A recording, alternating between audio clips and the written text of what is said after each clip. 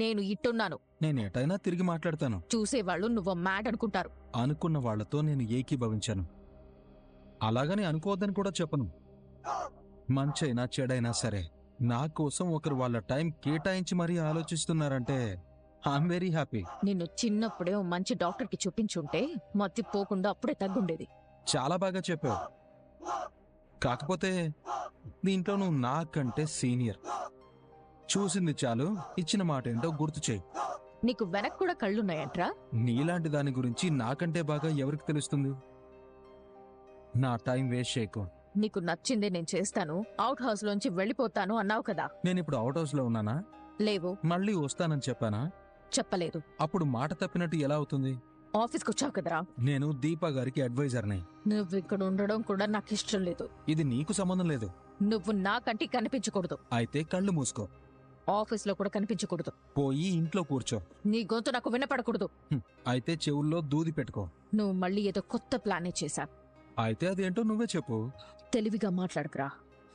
తెలివైన వాళ్ళు తెలివిగానే మాట్లాడతారు, నీలాగా మాట్లాడరు. నా మొహం ఎందుకు చూడడం లేదు? నాకిష్టం లేదు. అబద్ధం చెప్తున్నావురా. నిజం చెప్పు. నిజం చెప్పడానికి ధైర్యం ఉంటే చాలు, కానీ అబద్ధం చెప్పడానికి కారణాలుండాలి. కారణం చాలా విలువైంది జోస్నా. ఇప్పుడు నేను విలువైన కారణాన్ని నీకోసం సృష్టించలేను. ఫైనల్ గా నువ్వు నాకేం చెప్తున్నావురా? నిజం కంటే అబద్ధం చాలా గొప్పది. దాన్ని నేను నీకోసం చెప్పాలనుకోవడం లేదు అని చెప్తున్నాను.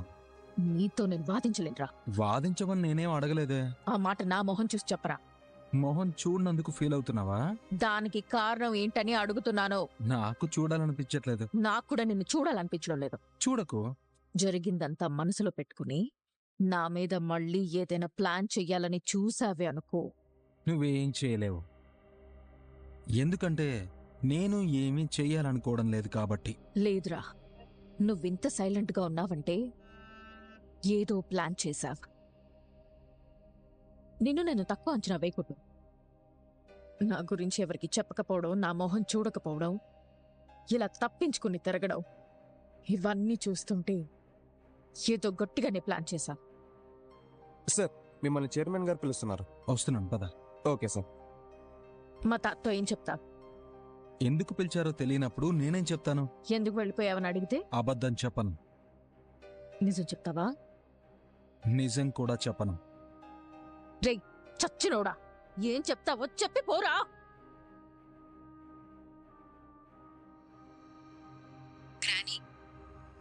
చెప్పు. ఆ దరిద్రుడు ఎక్కడికి పోలేదు. నీకు దారిలో ఎదురుపడ్డా? ఆఫీస్కి వచ్చి తగలంటాడు. అనుకున్నాను. వీడేంట్రా జోస్న తిట్టిందని అవుట్ హౌస్ ఖాళీ చేసిపోవడం ఏంటా అనుకున్నాను. అందుకేనా నువ్వు మా మమ్మీకి సపోర్ట్ గా మాట్లాడుతున్నావు? నేను విలని కాకూడదని ఒక మాట అన్నాను. ఇదిగో మనిద్దరం ఒకటే కదా. మనం కూడా పొడిచిందేం లేదు. నువ్వే పంపేశావని అందరికీ చెప్తున్నాడా? అసలు వాడి పద్ధతే విచిత్రంగా ఉంది గ్రాని. ఎలా ఉంది?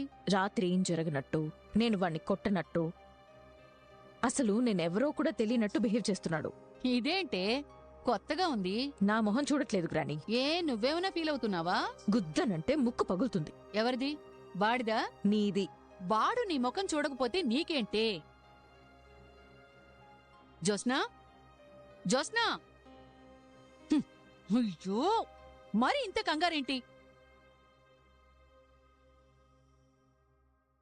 ఏం సూరజ్, అవుట్ హౌస్లో నీ తాలూకా వస్తువులేవీ లేవేంటి? ఎక్కడికెళ్ళిపోయావు? ఎక్కడి నుంచి వచ్చానో అక్కడికి వెళ్ళిపోయాను సార్. ఎందుకు? ఎన్నాళ్ళనుంటాను. ఇన్నాళ్ళు ఎందుకున్నావని నిన్నెవరైనా అడిగారా? అడిగే వరకు తెచ్చుకోవడం మర్యాద కాదు సార్. మర్యాద గురించి మాట్లాడుతున్నావంటే నీకేదో అవమానం జరిగినట్టుందే. మీరు అవుట్ హౌస్లో నన్ను ఉండమని ఆఫర్ చేసినప్పుడే నేను వద్దు అన్నాను సార్. కనీసం గాయాలు మానే వరకైనా ఉండు అన్నారు. గాయాలు మానిపోయిన తర్వాత ఖచ్చితంగా వెళ్ళిపోవాలనేమీ లేదే. అంటే నువ్వింకా అప్పటి సూరజ్లానే ఉండాలనుకుంటున్నావా? అలాగే ఉన్నాను సార్. కానీ నేను నిన్ను అప్పటి సూరజ్లాగా చూడాలనుకోవడం లేదు. అప్పుడు నువ్వు కేవలం ఒక పేరు మాత్రమే, లేదా మాకు సాయం చేసిన ఒక మంచి మనిషివి మాత్రమే. కానీ ఇప్పుడు సూరజ్ నా మనిషి, నా ఇంట్లో మనిషి. నా మనవడు కార్తిక్ అంటే నాకు చాలా ఇష్టం. వాడితో సమానమైన స్థానం నీకిచ్చాను అంటే నా మనసులో నీకున్న స్థానం ఏంటో నువ్వు అర్థం చేసుకోవచ్చు. అంత విలువైన స్థానం ఇచ్చినందుకు సంతోషమే సార్. కానీ విలువైన స్థానాలు ఎప్పటికీ శాశ్వతం కావు. అతిథిలా వచ్చిన వాళ్ళు అతిథిలా వెళ్లాల్సిందే. నువ్వు అతిథివి కాదు సూరజ్. అవసరానికి మించి దగ్గరికి తీసుకోవడం మీ మంచితనం సార్. మీ మంచితనాన్ని నేను అవకాశంగా తీసుకోలేను. నువ్వు ఈ నిర్ణయం తీసుకోవడానికి కారణం ఎవరు? నా నిర్ణయాలు నేనే తీసుకుంటాను సార్. ఇలాంటి నిర్ణయం తీసుకునే ముందు మాతో చెప్పాలనిపించలేదా? ఇక్కడ మీరిప్పుడు నన్ను ఏం అడుగుతున్నారో ఇంటి దగ్గర కూడా అదే అడిగేవాళ్ళు. చెప్పకుండా వెళ్ళిపోయావని ఆఫీసులో కనిపిస్తే అడగను అనుకున్నావా? నేను ఆఫీస్కి వచ్చింది అడ్వైజర్గా కంటిన్యూ చేయడానికి కాదు సార్. మరి నాకు దీపా గారు అప్పగించిన బ్యాలెన్స్ వర్క్ ఫినిష్ చేసి వెళ్ళిపోవడానికి. వెళ్ళిపోవడం అంటే ఇక్కడి నుంచి కూడా శాశ్వతంగా ఎక్కడికి వెళ్ళిపోతావు? నా మనసుకి నచ్చిన చోటుకి. ఇక్కడ ఉండటం నీ మనసుకి ఎందుకు ఇష్టం లేదు? నాకిష్టం లేదు సార్. అదే ఎందుకని అడుగుతున్నాను. కారణాలు తెలిస్తే నేను వాటిని సర్దిద్దొచ్చు కదా. నేనే కారణం సార్. నేనే అంటే? నా మనసుకి ఉండాలనిపించని చోట నేను ఉండలేను సార్. చూడు సూరజ్, నేను నీకంటే పెద్దవాణ్ణి, ఎంతో జీవితాన్ని చూసినవాణ్ణి. తప్పు చేస్తే సొంత వాళ్ళని కూడా నేను వెలేశాను. వాళ్ళ ముఖం కూడా చూసేవాణ్ణి కాదు. అలాగని నాకు నచ్చినవాణ్ణి నేను ఏనాడూ వదులుకోలేదు. ఒకవేళ నాకు తెలియకుండా నా వలన ఏదైనా తప్పు జరిగి బాధపడిన వాళ్ళు ఎవరైనా ఉంటే నేను తర్వాత అర్థం చేసుకుని వాళ్ళని మళ్ళీ దగ్గరికి రానిచ్చేవాడిని. ఎందుకంటే నేను మనిషినే. నాకు తెలియకుండా కొన్ని తప్పులు జరుగుతూ ఉంటాయి. వాటిని సర్దిద్దుకొని ముందుకెళ్ళటమే జీవితం. నీ విషయంలో నేను ఏదైనా తప్పు చేశానా? లేదు సార్. పోనీ నా వాళ్ళెవరైనా తప్పు చేశారా? చస్తే అడిగే దిక్కులేని అనాథవి నీకు శివన్నారాయణ గారి మనవరాలు కావాల్సొచ్చిందా?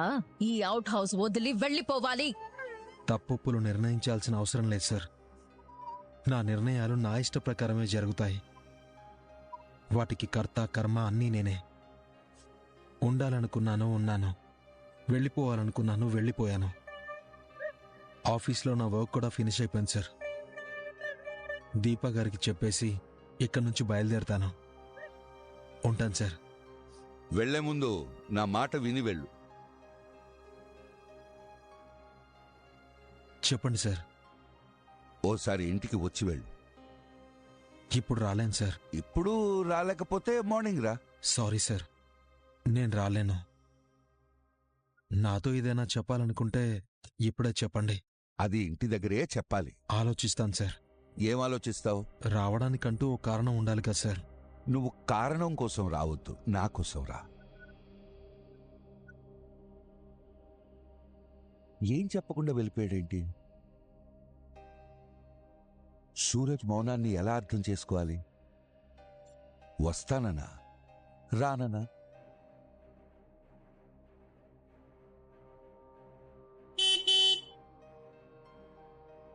హలో. వినిపిస్తుంది. మరి వినిపించినట్టు అటు చూస్తావే? ఎటు చూడాలో నాకెవరూ చెప్పాల్సిన అవసరం లేదు. నేను స్కూటీ ఆపింది నీకు లిఫ్ట్ ఇవ్వడానికి. నేను అడగలేదే. ఇద్దరు వెళ్లేది ఒకే చోటు కదా. అరే రే, నేను ఈ సంగతి ఏం మర్చిపోయాను. తమరిప్పుడు అవుట్ హౌస్ లో ఉండడం లేదు కదా? నీ మెమరీ బాగా వర్క్ చేస్తున్నట్టుంది. ఇంతసేపటికి ఒక మంచి విషయాన్ని నీకు గుర్తు చేసింది. అవుట్ హౌస్ కాకపోతే ఇంకెక్కడ ఉండుంటావు కదా. ఎక్కడ డ్రాప్ చేయాలో చెప్తే అక్కడ డ్రాప్ చేస్తా. అవసరం లేదు. ఇన్ని రోజులు నువ్వు నన్ను ఆఫీస్కి డ్రాప్ చేశావు కదా. రుణం తీర్చుకుంటున్నాననుకో. నేనెవరికీ రుణపడలేదు. మాటలో ఏదో తేడా వచ్చింది. నీ చెవికి ఏదో ప్రాబ్లం ఉన్నట్టుంది. చూపులో కూడా తేడా వచ్చింది. మంచి కంటి డాక్టర్కి చూపించుకో. చూపించుకుంటాలే గాని లోపలేం మాట్లాడావు? ఏ లోపల? నిన్ను మా తాత లోపలికి పిలిచాడు కదా, ఎందుకు? మాట్లాడడానికి. ఏం మాట్లాడావు? నేను మాట్లాడడానికి కాదు, శివన్నారాయణ గారే నాతో మాట్లాడడానికి. పోనీ ఆయనే నీతో ఏం మాట్లాడారో చెప్పు. అది నీకెందుకు చెప్పాలి? తెలుసుకోవడానికి. ఒకరి మాటలు మరొకరితో చెప్పే అలవాటు నాకు లేదు. మా తాత మాటలు నాతో చెప్పొచ్చు. అలా అయితే ఈ మాట నువ్వు శివన్నారాయణ గారి ముందు అడగాలి. ఈ మాట నా మొహం చూసి చెప్పొచ్చు కదా.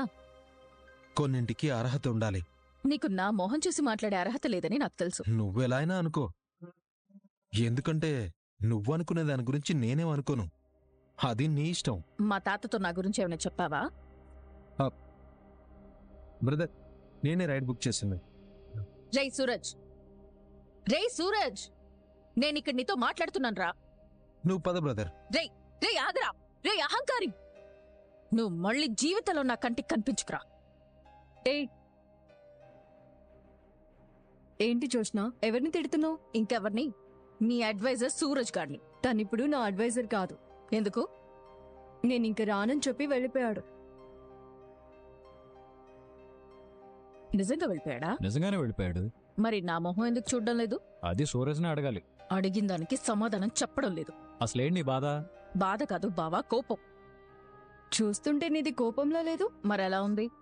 సూరజ్ నీ వైపు చూడనందుకు బాగా డిసప్పాయింట్ అయినట్టుంది. అలాగని నీతో చెప్పానా? కొన్ని చెప్పాల్సిన అవసరం లేచాను మరదలా. మొహం చూస్తే అర్థమైపోతుంది. అలాంటిదేం లేదులే బావా. కొందరు మన జీవితంలో నుంచి వెళ్ళిపోతే హ్యాపీగా ఉంటాం. సూరజ్ కూడా అలాంటి వాడే. జోస్న పైకి కోపం నటిస్తుంది గాని లోపల బాధపడుతుంది. కనిపిస్తోంది బావా. ఇంతకీ మన సూరజ్ పరిస్థితి ఏంటి? తాత సూరజ్తో ఏం చెప్పాడో మనతో చెప్పాడు కదా. చూద్దాం సూరజ్ ఏం చేస్తాడు. నన్ను కాసేపు ఒంటరిగా వదిలే. నీ జీవితం బాగుపడ్డానికి సరైన నిర్ణయం తీసుకునే టైం వచ్చింది. వచ్చిన అవకాశాన్ని నాశనం చేసుకోకు. నిర్ణయం తీసుకోవడానికి ఇంకేం మిగల్లేదు. ఆ సూరజ్ గాడు ఇంట్లో నుంచి పోవడానికి ఏం చేయాలో అది చేశాను. వాడు పోయాడు. నువ్వు కూడా మర్చిపో. నీకా దేవుడు అందంతో పాటు తెలివిచ్చుంటే బావుండేది. నేను తెలివైన దాన్ని కాబట్టే నా జీవితం ఆ సూరజ్ గాడికి బలైపోకుండా కాపాడుకున్నాను. ఆపవే పిల్లబాతు బచ్చా. ఎవరైనా నిద్రలో కలగంటారు, కాని నువ్వేమో మెలకులోనే కలగంటున్నావు. నీకు మతిపోయి బుర్ర మోకాల్లోకి దిగిపోయింది. అందుకే వాస్తవాన్ని కిలోమీటర్ దూరం నుంచి చూస్తున్నా. అయితే నీకు రియాలిటీ చూపించాల్సిందే. ఏంటది? చూపిస్తాను, చూడు. ఇదెందుకు? సూరజ్ గాని నీకు కట్టబెట్టకుండా ఈ ఇంట్లో వాళ్ళు నిన్ను వదిలిపెట్టరు. నేను చచ్చినా వాణ్ణి పెళ్లి చేసుకోను. సరే అయితే నీకున్న బలాలు, వాడికున్న బలాలు, నీకున్న బలహీనతలు, వాడికున్న బలహీనతలేంటో చూద్దాం. సూరజ్, జోస్నా, 1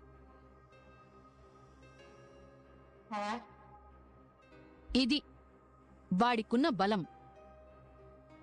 గ్రానీ, ఏంటి నీ పేరు రాసావ్? సారీ, నేను కూడా వీళ్ళ పార్టీలో చేరిపోయాను. ఉదయం నువ్వు వాళ్ళకి సపోర్ట్గా మాట్లాడినప్పుడే నాకు డౌట్ వచ్చింది. కానీ నా దగ్గర కవర్ చేశా. అవునే, కవర్ చేశాను.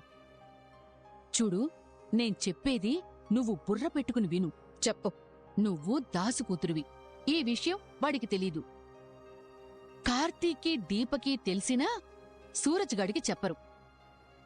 నీ పెళ్లి తర్వాత ఆస్తి మొత్తం నీ పేరు మీద రాస్తానన్నాడు మీ నాన్న. ఏంటి గుర్తుందా?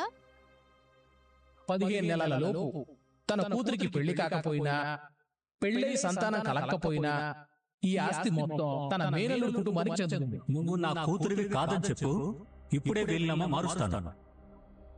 గుర్తుంది. ఈ పెళ్లి ముహూర్తం పెట్టగానే వాళ్ళంతా ఆ పని మీదే ఉంటారు. మెళ్ళో 3 ముళ్ళు పడ్డంతో పాటు ఆస్తి కూడా నీదే అవుతుంది. సూరజ్ అనాథ కాబట్టి బడి ఇల్లరికం వస్తాడు. నువ్వు పెళ్ళైన తర్వాత కూడా ఈ ఇంట్లోనే ఉండొచ్చు. నువ్వు ఆడిందే ఆట, పాడిందే పాట, అడ్డు అదుపు లేకుండా నీకు నచ్చినట్టు ఉండొచ్చు. పైగా నువ్వు ఈ పెళ్లికి ఒప్పుకుంటే మీ అమ్మ కూడా నిన్ను నెత్తిలు పెట్టుకుని చూసుకుంటుంది. ఆ సూరజ్ గాడికి నువ్వంటే ఇష్టమే. కాకపోతే వాడు నీలాంటోడే, ఏది నేరుగా చెప్పి చావడు. నీకు మనసులో వాడంటే ఓకే అనున్నా నీ అహంకారం ఒప్పుకొనివ్వట్లేదు. అలాగని నేను నీతో చెప్పానా?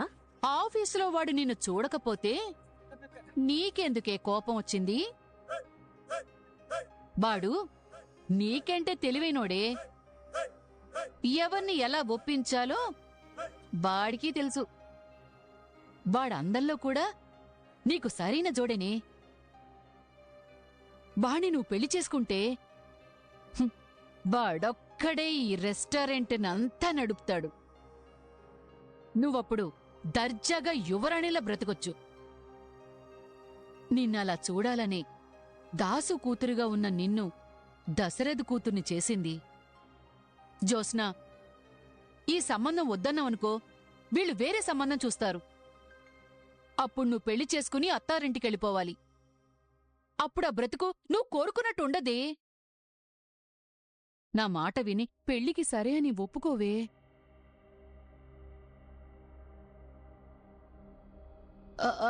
జ్యోత్స్న, జ్యోత్స్న, ఏదో ఒకటి చెప్పవే. నీకీ పెళ్లి ఇష్టమే కదా? మౌనంగా పోయింది అంటే ఏమర్థం చేసుకోవాలి?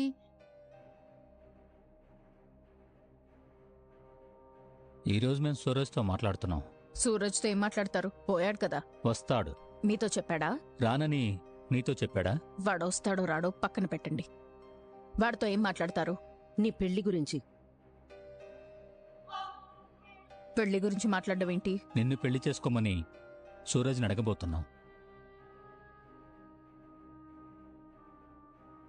వాడెవడో మర్చిపోయారా? సూరజ్ అనాథ, అది మాకు తెలుసు. అదే నీకున్న అభ్యంతరం అయితే మీ మావయ్య దత్తత తీసుకుంటా అని చెప్పారు కదా. దత్తత తీసుకుంటే అమ్మా నాన్న అయిపోతారా? సూరజ్కి అమ్మా నాన్నలు లేకపోయినా నిన్ను పెళ్లి చేసుకున్న తర్వాత మేం అత్తా మామలమవుతాం. అది చాలు. నాకిష్టం లేదు. నీ ఇష్టంతో మాకు పని లేదు. డాడీ, అవును జ్యోత్స్న, ఎందుకంటే నీ ఇష్టం మీద నీకే క్లారిటీ లేదు. నిజం చెప్పాలంటే నీకిష్టం లేకపోవడం కాదు, నీకు ఈగో.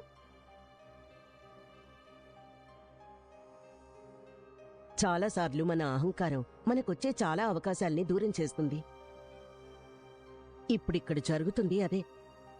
నీకేం కావాలో నీకు తెలియదు, అది మాకు అర్థమవుతోంది. నీకేం ఇస్తే నువ్వు హ్యాపీగా ఉంటావో కూడా మాకర్థం అవుతుంది. మాకిన్ని అర్థమైనప్పుడు నీ ఇష్టంతో కానీ నీ అనుమతితో కానీ మాకు పనిలేదు. నీకు సూరజ్కి పెళ్లి చేయాలని అనుకుంటాం. నీకు తెలియడం కోసం ఇన్ఫర్మేషన్ ఇస్తున్నావు అంతే. ఇంతకు మించి నువ్విక్కడ మాట్లాడాల్సిందేవీ లేదు. అది కాదు మమ్మీ. నమస్తే మావయ్య. రండ్రా, మీకోసమే ఎదురు చూస్తున్నాను. తెచ్చావా? దీపా, కవరేటివు. అంతా నువ్వు చెప్పినట్టే రాయించాను మావయ్య. ఏంట్రాది? వీలునామా పారు, లాయర్తో రాయించి తీసుకొచ్చాను. వీలునామా ఏంటి దశరథా? కార్తీక్, దాంట్లో ఏముందో అందరికీ అర్థమయ్యేలా చెప్పు. ఈ వీలునామా ప్రకారం సూరజ్ జ్యోత్స్న మెళ్ళో తాళి కట్టిన మరుక్షణం ఈ ఆస్తి మొత్తం జ్యోత్స్నకే దక్కుతుంది.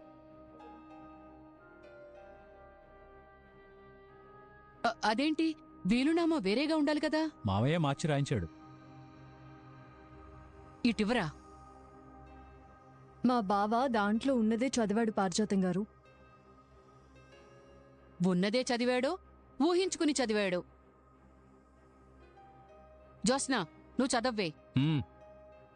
అది నేనే రాయించానంటుంటే జ్యోత్స్నం చదవమంటావేంటి పిన్ని? నువ్వొకసారి చదవ్వే. ఏదెవరికి ఇవ్వాలో కూడా నీకు తెలియదు. ఏంటి దశరథ ఇది? ఇప్పుడు వీలునామా మార్చి రాయించాల్సిన అవసరం ఏమొచ్చింది? దానికి కారణం నేనే మావయ్య గారు.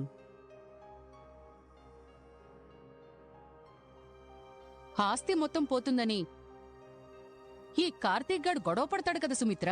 అలా ఇంతకు ముందు జరగలేదు, ఇక మీదట జరగదు. తాత ఆస్తిలో నాకు ఒక్క రూపాయి కూడా అవసరం లేదు. మేము కోరుకునేది కూడా జ్యోత్స్న పెళ్లి చేసుకుని సంతోషంగా ఉండాలనే. మీరు కోరుకున్నది ఎప్పటికీ జరగదు. జరుగుతుంది.